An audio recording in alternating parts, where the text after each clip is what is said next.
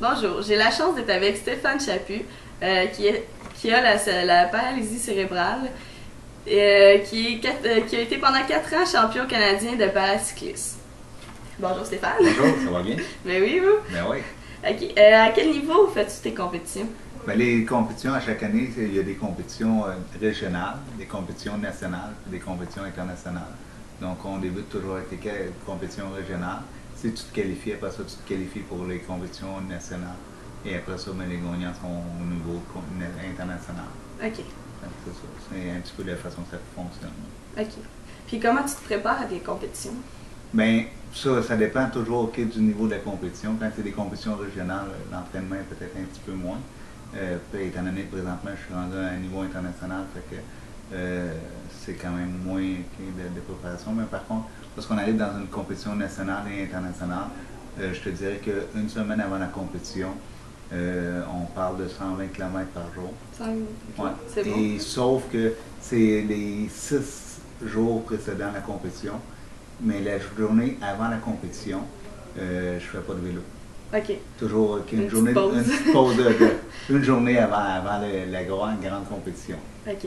Puis dans le fond, c'est quoi le vélo que tu utilises? Ben moi, c'est un tricycle, c'est un vélo à 3 roues. Okay. Moi, pour faire rire le monde, puis pour que le monde comprenne, c'est les personnes âgées qu'on voit qui se promènent avec un tricycle avec un panier en arrière. C'est à peu près la même chose, mais tu enlèves le panier, puis tu mets 3 roues de 10 vitesses, puis ça ressemble un petit peu à ça. Ok. Ça fait toujours rire les gens là, quand je dis ça. Ok. Pourquoi tu as commencé à faire l'activité physique? Ben moi, j'ai toujours été impliqué dans le milieu sportif en tant qu'entraîneur, en tant que bénévole au niveau sportif. Et puis à cause de mon handicap, j'ai jamais eu la chance de pratiquer un sport. Et j'ai eu par hasard quelqu'un qui m'a dit « Ah, hey, tu fais-tu du vélo? » Fait que j'ai dit « Ben oui, pour le fun. Ça sera le fun si tu venais faire du vélo parce que on n'est pas beaucoup. Puis là, ben, tu es un bon gars. Puis après ça, on pourrait aller prendre une bière. Puis tout ça. Fait que j'ai dit « Bon, ben, moi, je peux bien essayer ça. » Fait que j'ai commencé à faire du vélo de compétition. Et après ma première compétition, j'ai fini 2e. Et puis là, ben, j'ai comme pogné la piqûre. Ça t'a motivé? Ah, ça m'a motivé, puis là, j'ai continué après. Okay. Puis c'est ça, comme je disais, la personne qui m'a invité à aller faire du vélo, j'avais commencé à faire du ski alpin. J'ai fait un hiver de ski alpin. OK. C'est à quel endroit, là? À AZ. OK, à AZ, c'est près de Sherbrooke. OK. Et puis c'est ça, j'ai fait une saison de ski alpin. Et puis là, ben, c'est là que j'ai rencontré d'autres personnes qui faisaient de la compétition de vélo. Tout ça, puis j'ai commencé à faire du vélo. OK. Fait que c'est de là que ça a parti. Oui, c'est de là que ça a parti la compétition. Puis là, ben, c'est tellement le fun parce que pour la première fois de ma vie, je me dépassais en tant qu'athlète. Toutes les autres fois, je me dépassais en tant qu'entraîneur, puis je poussais les autres à se dépasser en tant qu'athlète, mais là, c'est moi-même. Fait que le feeling que tu as quand tu as fini de faire une course, puis que tu es vraiment mort parce que tu as vraiment tout donné.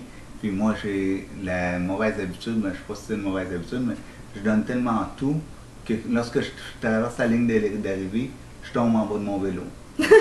Ah ouais? Je veux dire, puis je fais pas par esprit, c'est vraiment, quand j'ai vraiment tout donné, puis que j'ai vraiment donné mon maximum, je peux pas compter de m'entrer, le monde va le savoir. C'est une caractéristique que j'ai, mais je fais pas vraiment par esprit, mais c'est ça qui est.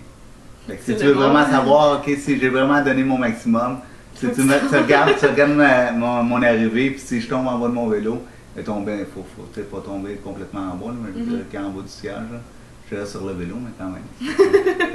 OK.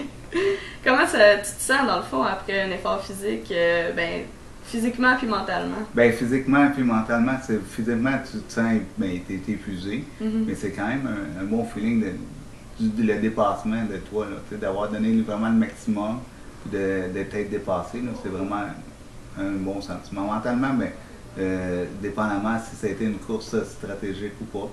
Si c'était stratégique, ben, peut-être t'es épuisé mentalement aussi.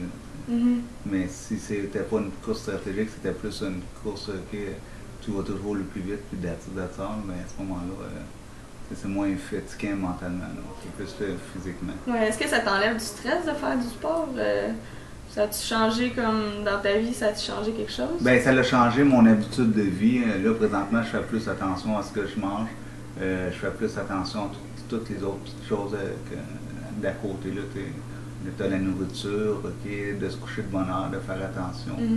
Fait que c'est ça que ça a changé. Rester en forme. De rester en forme. Ouais. Toujours rester en forme, c'est ça, ça a changé beaucoup de choses. Là. Sors moins, sortir moins. Ouais, mais ça fait plus de social, par exemple. Ah, ben oui. Tu rencontres plus de monde. Oui, non, mais c'est sûr. Mais qu'est-ce qui est le fun aussi au niveau des compétitions, c'est que tu vois beaucoup de places, beaucoup de différents endroits. Là. Comme les championnats canadiens, j'en ai eu à Kamloops, en Colombie-Britannique, j'en ai eu à Calgary, j'en ai eu à Québec, j'en ai eu en Beauce. Fait que, tu sais, c'est toutes des belles places qu'on a visitées. J'ai fait un championnat du monde en Finlande. OK, wow. Fait que ça, c'est vraiment toute une expérience. OK. C'est vraiment le fun. OK. Puis je sais pas si tu vas me poser la question, mais je vais quand même te le dire. Malheureusement, j'ai pas été aux Jeux de Pékin. OK. Parce que, bon, lors des qualifications, j'ai crashé. J'ai fait un tonneau à 40 km/h. J'ai manqué de frein. Alors, j'avais le choix. On descend une grosse côte en Beauce, et puis j'avais le choix en bas d'essayer de virer puis faire un tonneau sur l'asphalte, ou bien de continuer puis pogner la chaîne de trottoir. Et d'essayer de ne pas me faire mal. Et c'est ce que j'ai fait. Là, mon vélo a brisé et j'ai pas pu terminer la course. La seule chose qu'il fallait pour me qualifier, c'est que je termine la course. Et malheureusement, à cause de ça, je ne l'ai pas terminé. Et puis c'est ça, c'était une journée de pluie. Puis c'est ça, on a des roues. Ouais, on a des roues de carbone. Et les roues de carbone avec les freins, à ce moment-là, quand tu as bien beaucoup d'eau, c'est pas comme si tu n'avais pas de frein. C'était un circuit dangereux à cause des conditions routières qu'il y avait présentement, à cause de la météo. Tout ça. Mais ça fait partie du sport. C'est pas. C'est comme une épreuve dans le fond. C'est ça, c'est une grosse épreuve. Mais c'est parce que ce qui arrive, c'est qu'à partir de ce moment-là, j'ai comme compris. Tous les autres athlètes qu'on voit à la télévision, qui s'entraînent pendant 4 ans, puis juste parce que ils ne performent pas une journée, ils vont pas aux Olympiques, ils sont comme découragés. Là, j'ai compris un petit peu le concept et le principe.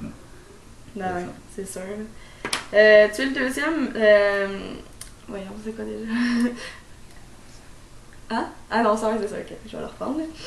Tu es le deuxième annonceur au centre de hockey à Ottawa. Comment as-tu réussi à avoir ce poste? Ah ben ça, c'est tout à fait par hasard. J'avais été voir une game des sénateurs et puis j'étais assis dans les estrades avec un de mes collègues de travail. Et puis l'annonceur, là-bas, bon, c'est à Ottawa, on ne se cachera pas, c'est plus anglophone que francophone. Alors, l'annonceur annonce la punition en anglais et après ça en français. Puis moi, en face, que je disais à mon collègue de travail, je disais, c'est pas de mal qu'on annonce ça, ça fait 5 ans qu'on ne dit plus cette punition-là de cette façon-là. En français, on le dit de cette façon-là. Puis ça aurait de l'air que je l'aurais dit d'une façon arrogante, chose que j'ai de la misère à quoi, mais il y a un spectateur en arrière de moi qui me dit, elle dit, pour qui tu te prends, toi? T'es vraiment agressif, là, tu sais. Fait que là, je le regarde, je dis, c'est juste parce que je suis annonceur qui est dans le junior majeur, puis j'ai juste passé le commentaire comme de quoi que maintenant on ne le dit plus de cette façon-là en français, puis tout ça, tu sais.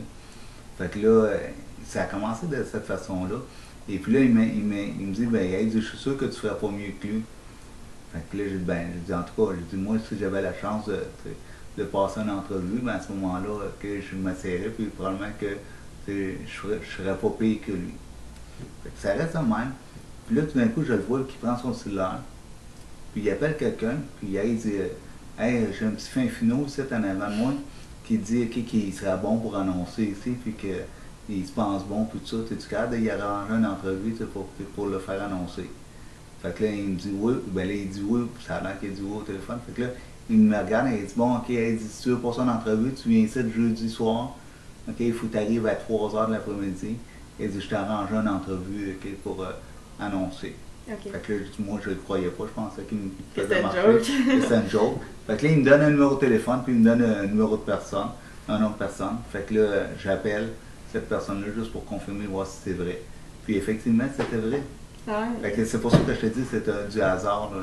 Et puis là, j'ai annoncé, ils m'ont fait annoncer une partie de Pee-Wee avant la partie des sénateurs. Et puis lorsque j'ai annoncé, parce que étant donné que je suis handicapé, quand ils m'ont appelé, ils ont dit, oh non, tu ne seras pas capable d'annoncer. Ben, j'ai dit, regarde, j'ai de la difficulté à marcher, j'ai pas de la difficulté à parler. Là. Fait que finalement, ben, je les ai convaincus d'aller dans la boîte de l'annonceur. Et puis quand j'ai commencé à parler dans le micro, ils ont entendu ma voix. Puis c'est drôle parce que j'ai encore l'image dans ma tête. J'ai vu le menton des personnes qui s'est ouvert et qui a quasiment tombé sur le. Il arrive, où c'est que tu prends ça, cette voix-là? Je sais pas, tout moi, quand j'annonce, j'ai cette voix-là. C'est tout. Peux-tu me faire une imitation? Non! Je fais jamais d'imitation, ok? Faut que tu viennes voir, ok, en personne, ok? Alors, ok, c'est ça. C'est pas la même chose devant avec un micro dans les mains. Ok. Non. Avec le son dans le son de l'arena et tout ça, là. Non, je fais pas d'imitation. C'est bon, t'as une minute parce que là, il arrête pas de m'appeler ce fatigant, là.